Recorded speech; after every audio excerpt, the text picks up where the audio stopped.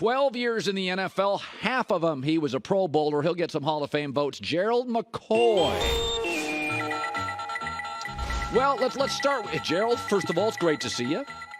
Hey, long lost cousin, how you doing? It's great seeing you. Good seeing you. Hey, listen, you said something. Hey, listen, I just need one or two. Hey, listen, whenever the Hall of Fame come around, you just give me one or two. It ain't about getting in. I just want to be in the conversation. When my name pops up, just give me one vote, just one, and we good to go. Yeah, you're going to get one. So you got a White Sox hat on. And I love Chicago. It's my favorite big city in the country. I love the energy. Yeah. I love Chicago. And I watched them last night. I wanted Chicago to win. I want to see Justin Fields. I don't know if it means anything. It means that DJ, see, you're doing what I'm doing. Are there games that you win and look great and they don't mean anything? I played for the Bucks from 2010 to 2018. And Tampa knows I love them, but sometimes you gotta be real, man. That was some rough years, and we would win games like that, and it felt great. And we would go in and say, "Hey, okay, we showed we can win. Let's build off of this and this and this." But it's like there's also flashes in that game where you see who the real Chicago is, and it's like, yeah. So let's not forget what just happened 5 days ago. Right. The lead they gave up. So it's great. If you are rooting for somebody to figure it out, it was great to see. So I don't think anybody's rooting against Justin Fields. I'm definitely not rooting against DJ Moore. I played with him. And I've been saying for years, this guy is a number one in this league. I'm glad that he balled last night and people can see he's a bona fide number one. I pray it keeps going. He can get some Pro Bowl votes, some all-pro stuff, man. He's one of those. Isn't that apparently Cleveland teammates didn't like it? Didn't you think that was weird? Yeah, that is. When you medically cleared to play, man, listen. Okay, I'm on the media side now, so I can say it. There's times where guys are like not medically cleared and they still like angry and pushing. I have to get case in point. I don't even have to tell anything. Did you see Jamal Adams' reaction? Yes. When they told him he couldn't go back in? Right. That is what you expect from a highest level of what we do athlete. That is what you expect. And when you're supposed to be the leader of the team and you're medically cleared and you say, no, I'm not going to play. Nah. Now, I am an advocate for confidence mentally. Sure. If he's not all up there mentally and he feels like mentally I'm not ready to go, okay, you kind of can't knock a guy for that. But it's like, come on, bro. With over your last 2 years, like you have zero room for error. Like if you can play, like, come on, man. But if he feels like mentally he wasn't ready to go, you don't want your quarterback out there doing too much thinking. I'm just saying. Dallas, San Francisco is a biggie. You had Mike McCarthy. And I think Mike's one of those guys because Aaron Rodgers turned on him a little bit. It's easy to jump on him and bang on Mike McCarthy. But I tell people this. He's fine. I don't love his clock management or situational stuff. But I love Andy Reid. And in Philadelphia, that's what they said about Andy. He's not good with a clock. Well, a lot of it was he got Mahomes, and Mahomes solved all the issues. So when you know what I mean? So I think Mike gets beat up too much. I'm guilty of it. I think Mike's a good coach. You don't win a Super Bowl. He's a good coach. Yeah. He's got a little bit of a hole. Belichick does too. It's called offense. When you were with McCarthy, and we got a big game here, Gerald, did you feel confident, big game Mike McCarthy, as a player for him? Yeah. So here's the thing. When he came in, we knew we had what people like to call a made man. He's proven that he can be that at a number of different times, but he kind of gave the reins to Kellen Moore, and now that he's taking over, I think it's a matter of them just figuring it out. We're also forgetting that Kellen Moore was calling all the plays for the last 3 years, and then he says, you know what? Here's what I'm going to do. I'm going to take over, and it's different in the offseason, training camp, preseason, and then you get in the regular season. Right. We 4 games in. We're not even mid-season form yet. Right. So they're still working through some things. And when we talk about reaching the NFC Championship or getting to the Super Bowl, you don't hit your stride right now. Yeah. You want to hit your stride later in the year going into the playoffs with momentum. Dallas is just fine, man. I believe in Coach McCarthy. I actually believe in Dak. You know, people gave me hell this week for my comments, but I believe in Dak. I believe in his offense, and they will. I believe they'll figure it out. Like, I trust Coach McCarthy. They just working through some things. We got to find, okay, what is Dak like? What works with our offense? The O-line is in and out with injuries. We got to figure out, is CD going to be our guy? Are we going to get the young tight ends involved? What is our niche when it gets to the red zone? I believe that they'll figure it out.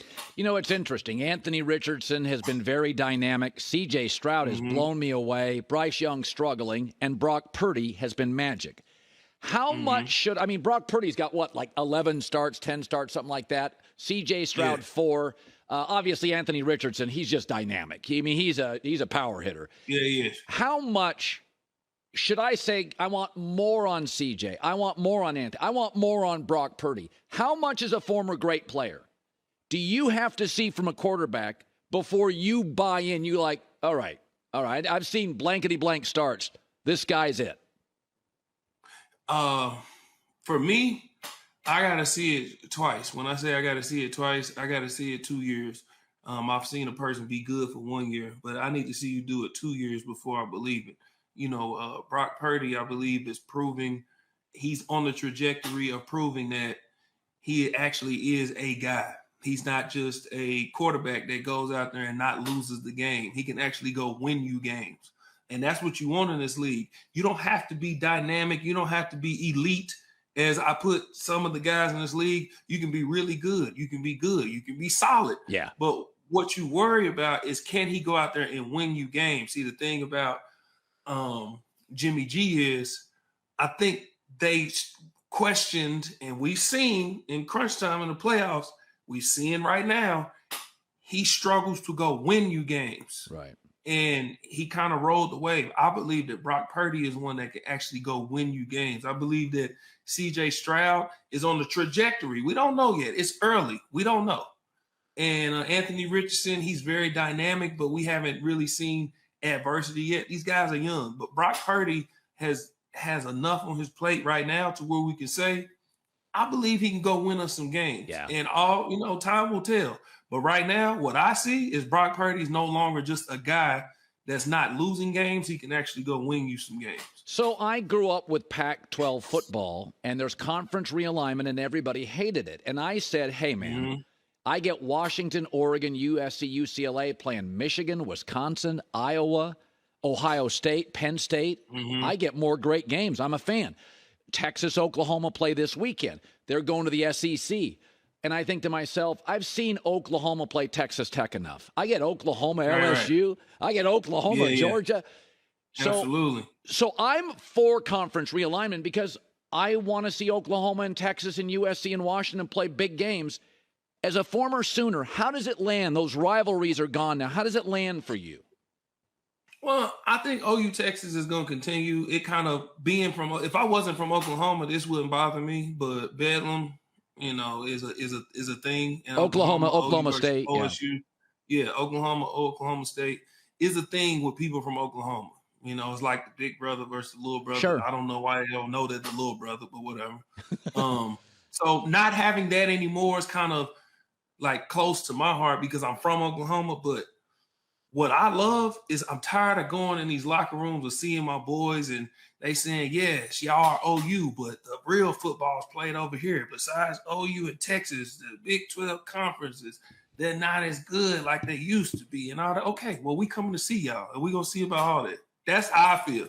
And, I told my boys who went to Texas, I'm like, hey, man, it was us and y'all. When they talk about the Big 12 conference, we were the only two teams that they would give credit to. Y'all ain't been holding up y'all's end of the bargain. Right. So we're going to go over here. We need y'all to bring the noise.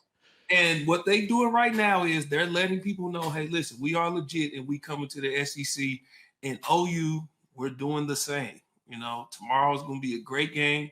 And I think they're introducing two really good teams that's going to add to a very dominant SEC conference. Gerald, I will never do that again, Texas. I will never, ever in my life give you credit. So take it And just hold that because it's never going to happen again. Sorry. It's always great to see you. You know, you spent 1 year. It's always great to be around. You spent 1 year with the Raiders, and they're kind of circling things. Mm-hmm. And so you were with the Bucs, you were with the Panthers, Raiders, good and bad. And I asked this because I grew up in the Raiders. The brand was unbelievable. Kenny Stabler, Plunkett, Super Bowls. And it's never, it just feels like it's never quite right. When you watch them have more and more problems, you were only there a year. Could you see the dysfunction? At that time, I mean, I was there during the whole Gruden debacle. Right. So I mean, it's like I seen dysfunction. But what I did see is that same dysfunctional team made the playoffs that year. So when you got the right type of guys in the locker room, you can work through those things. You know, they have to get the leaders to get on board and do their best to make sure everybody else is on board, to keep their heads high, block out the noise, and take it one day at a time. Yeah. You know, we had a great leader that stepped in, and Rich Bisaccia, who anybody who's played for him as a special teams coordinator will tell you, that dude is one of the best leaders of men you'll ever be around. Yeah. That's why people love to play for him. So I just think the vets, they can't waver. Yeah. They can't waver, man. And they going through a rough spot right now, man. I've seen it. Yeah. But in order to get through, your vets got to stay vets, and they got to show up every week. When the vets start leaning and talking and start complaining, then there's no hope for them. Yep. None. Yep. There's no hope for them. Great seeing you, my man. Good luck to you going forward. All right, we'll have you on man. again. Excellent. All right. Yes, sir. Hi, everybody. Thanks for watching. Subscribe here to get the latest from the show. Also, be sure to check out more of the best clips from The Herd or go watch a few segments from other shows on FS1.